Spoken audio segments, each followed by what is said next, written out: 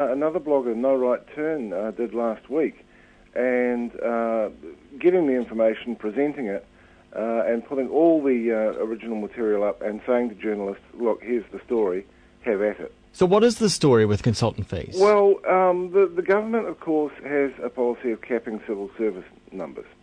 And the fear there is always going to be that if you run down public agencies too much, they still have to do the work and they will just end up hiring in consultants and it will cost you more.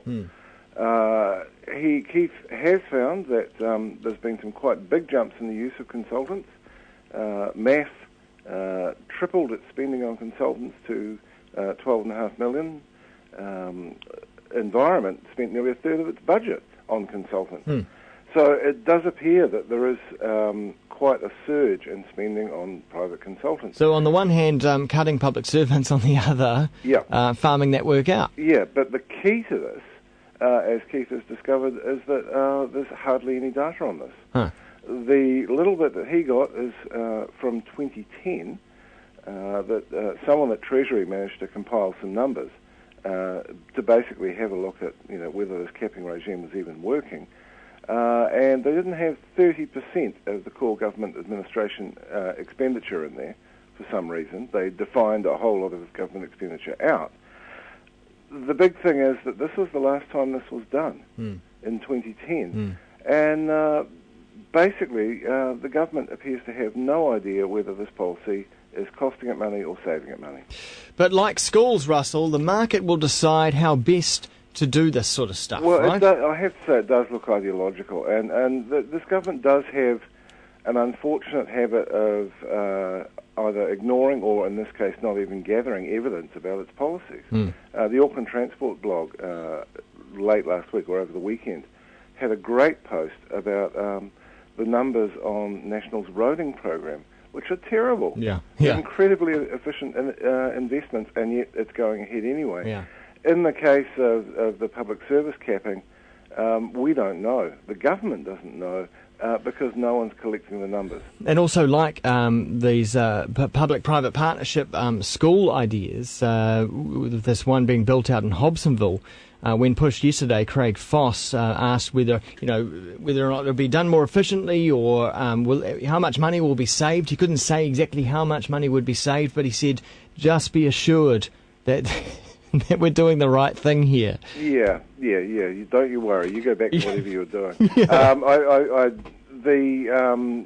I don't think anyone expects charter schools to save much, if at all, any money. That's not the point. So it's another. This is much more ideological charter schools thing.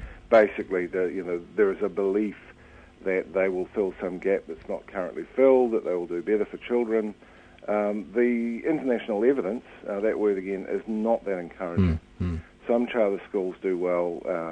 The majority, if you look at the Stanford University study in the US last year, most children who go into charter schools, as it turns out, would have been better off staying in the state system. That's just evidence, Russell. I know, just evidence.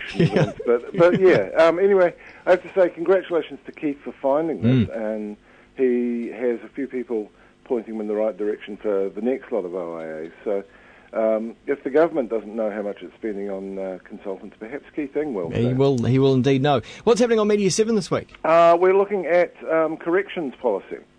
And as quite often happens, we will ordain a topic quite some way out, and the news will come and meet us. And that happened in the case of the Sunday Star Times lead story on Sunday about the impending release of Stuart Murray Wilson, the so-called Beast of Blenheim, who, having actually met him many years ago, he's a weird, manipulative man, and I'm not that happy about him being out either. But it appears, and it's not quite clear yet, that Judith Collins, the Justice Minister, is fixing to rush in under urgency a new law especially for him that will be on the books forever. Because the problem with him is that the offences that he committed at the time he committed them didn't make him eligible for preventive detention. Right. So he can't just be kept in. There were other options. There was a thing called an extended supervision order. So basically, it's not quite, you're not quite sending someone out into the community. You're keeping a very close watch on them. That don't appear to have been explored at all, and you do have to wonder what Judith Collins is up to here. But I guess we'll hear more about that.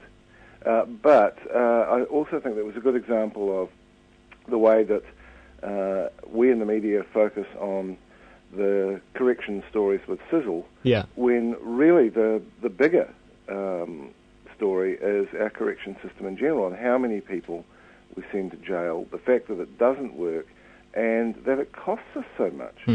Even Bill English has described prisons as a moral and fiscal failure. In a speech that I suspect is going to keep on coming back to haunt him, because the prison population's growing and we actually can't afford this. Isn't it growing everywhere in the Western world? No, it's not. It's not? No, crime's falling in most places, including New Zealand, and there are other places in the Western world where prison numbers are falling. Okay. Because there's pretty good evidence that sending a lot of people to jail may well create more problems than it solves. Well, it creates new crime networks, doesn't it? The more people you stick in there. And there was a very good study. It's about 5 or 6 years old now. But at the time that Don Brash was National Party leader and was had decided on a tough on crime approach, and there was all this talk about abolishing parole and those kinds of things. The American Bar Association, which is a very conservative group, actually did a study and came out and said we have to stop doing this, because basically all those kind of gimmick sentencing laws like no parole and that kind of thing and 3 strikes, the effect of them is that they break up families. They remove, in particular, black men from their families, and that causes so many problems down the road. And I suspect there may be something similar here. Basically, we send too many people to prison and we can't afford to keep doing it. So we're talking to a guy called Roger Brooking, who wrote a very good book called Flying Blind last year, which pointed out that we could probably actually do a lot better if we gave drug and alcohol rehabilitation support to more prisoners. Short-term prisoners don't get that, yet they're probably the ones who need it because they're going to be back out on the streets. Finally, Russell, the Specials played at the Shed 10 on the Auckland's waterfront last night. The first rock concert there could be the last. According to Peter McLennan, who seems to have the inside word on this, there's 2 problems with Shed 10, which apparently was a great venue. Great, warehouse-style venue, everyone had a good time. One problem being it needs renovations and the first floor needs strengthening, so it won't be able to be used for a while. Yeah. The other is that the Specials had to cut short their encore because there were complaints from apartment dwellers on the waterfront. Of course there was. From about halfway through the show. Yeah. This does not bode at all well for KRS-One playing in the cloud, because that thing is about as soundproof as a tissue. Our marvellous waterfront playground may be off limits because of wealthy folk in their apartments. You've got to wonder, I live in the central city because I want to be part of a vibrant, exciting city, but I don't want anything to happen after 10 p.m. Exactly, because it wasn't like it was a very, very late show either. No. It was over before 11, I think. Yeah. Move out to the suburbs, bugger off. Yeah, although you have to say, interesting demographic trends. I was down the bottom of town having a drink and a bite to eat. Was amused by the age of the Specials fans, and then of course we came up to the town hall and discovered that the Lucinda Williams fans were even older. Yeah, I bet. But that was great, and the great thing that happened, oddly enough, Fiona, my partner, spotted this guy in the wings, and she thought, that looks like Steve Earle, because she'd seen him on Treme. Yes. And didn't even know that he's playing tonight. So lo and behold, she points it out to me, and lo and behold, Steve Earle comes on for the encore with Lucinda Williams. That was great. And he's alive? He's alive, looking well, actually. Good. Yeah, so nice. that was good. There was some very, very happy 50-somethings there.